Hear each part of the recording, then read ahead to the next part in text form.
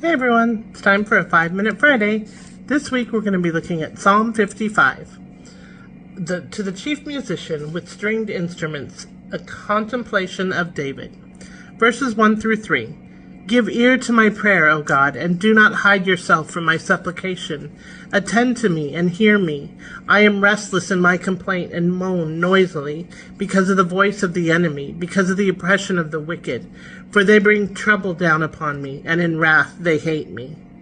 Here he is asking, really he's even begging God to hear his prayer. It sounds like he feels far from God, and like he really wants God to be there with him and make it known that he's there with him. Verse 4 through 8. My heart is severely pained within me, and the terrors of death have fallen upon me. Fearfulness and trembling have come upon me, and horror has overwhelmed me. So I said, oh, that I had wings like a dove.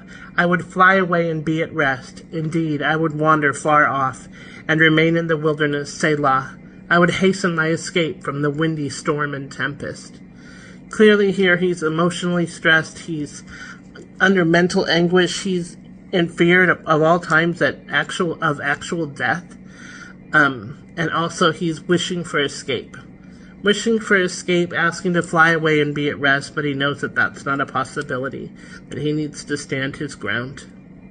Verse 9 through 11. Destroy, O Lord, and divide their tongues. For I have seen violence and strife in the city. Day and night they go around it on its walls. Iniquity and trouble are also in the midst of it. Destruction is in its midst. Oppression and deceit do not depart from its streets. He's reminding God that these people out there, they're evil people. They're wreaking havoc on the holy city. They're endangering the people, and they're endangering him. Verses 12 through 14. For it is not an enemy who reproaches me, then I could bear it. Nor is it one who hates me who has exalted himself against me, then I could hide from him. But it was you, a man my equal, my companion and my acquaintance. We took sweet counsel together and walked to the house of God in the throng. So he's clarifying that the enemy that he's worried about is not just a regular enemy. It's somebody that was his friend, someone that has completely betrayed him, someone he used to spend time with, he used to get counsel from, he used to worship with, he used to go to fellowship with. It was somebody that he lived life with, and now that has betrayed him. Verse 15. Let death seize them. Let them go down alive into hell, for wickedness is in their dwellings and among them.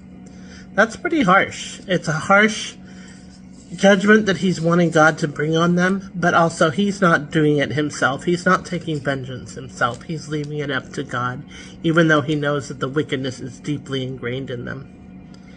Verse 16 to 19. As for me, I will call upon God, and the Lord shall save me. Evening and morning and at noon I will pray and cry aloud, and he shall hear my voice. He has redeemed my soul in peace from the battle that was against me. For there were many against me. God will hear and afflict them, even he who abides from of old, Selah, because they do not change, therefore they do not fear God.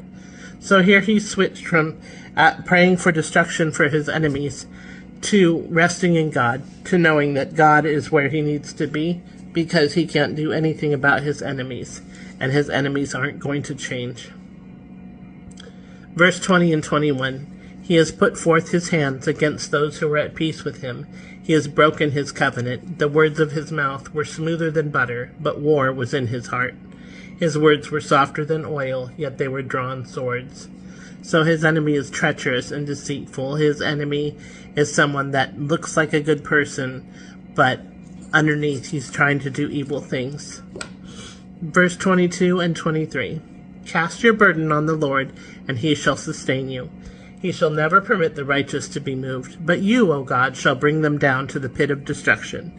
Bloodthirsty and deceitful men shall not live out half their days, but I will trust in you.